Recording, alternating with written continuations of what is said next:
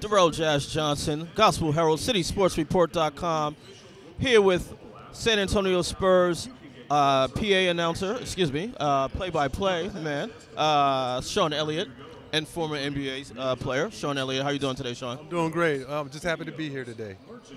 So let's talk about the Spurs that won a championship. How difficult a task is it to lose the way they did in the finals in 2013, then come back and win a championship the next year? You know, that's something that no one really talked about last year, to be honest with you. It's something that quietly was talked about behind the scenes. You know, just the resolve and the toughness it took to come back from that devastating Game 6 and Game 7 loss where, you know, they're wheeling the trophy out there. A lot of teams just don't have the mental toughness to come back from something like that. But our guys, as soon as that series was over, they said they were going to come. Their goal was going to come back and get back on top the following year, and they did a phenomenal job. They were focused from day one, and I think that was the overall the biggest driving force in last year's championship run.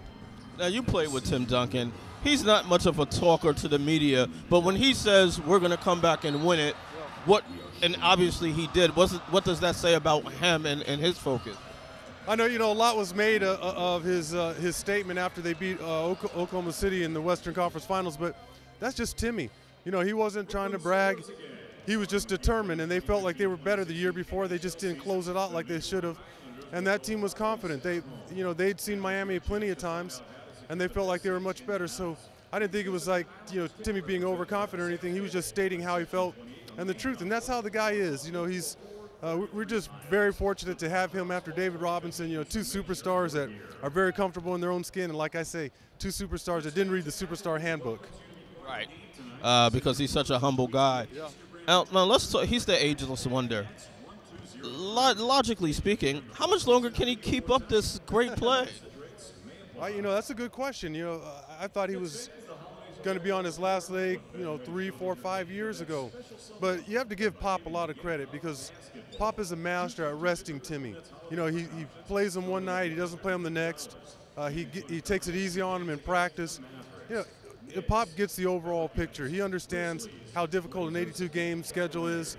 Getting on planes, constantly flying in the middle of the night, getting home at all hours of the night. You know, for somebody that has, you know, all Tim's wear and tear on him, you can't go out there and play him 30, 35 minutes a night. Otherwise, he'd be done already. So you got to give Pop a lot of credit. He's done it with Timmy.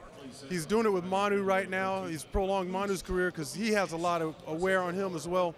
And he's doing it with Tony. Tony remains fresh whenever he's out there on the floor. And, you know, I would say Timmy does a great job in the summertime taking care of his body. He lost weight. He eats right. He eats the right way.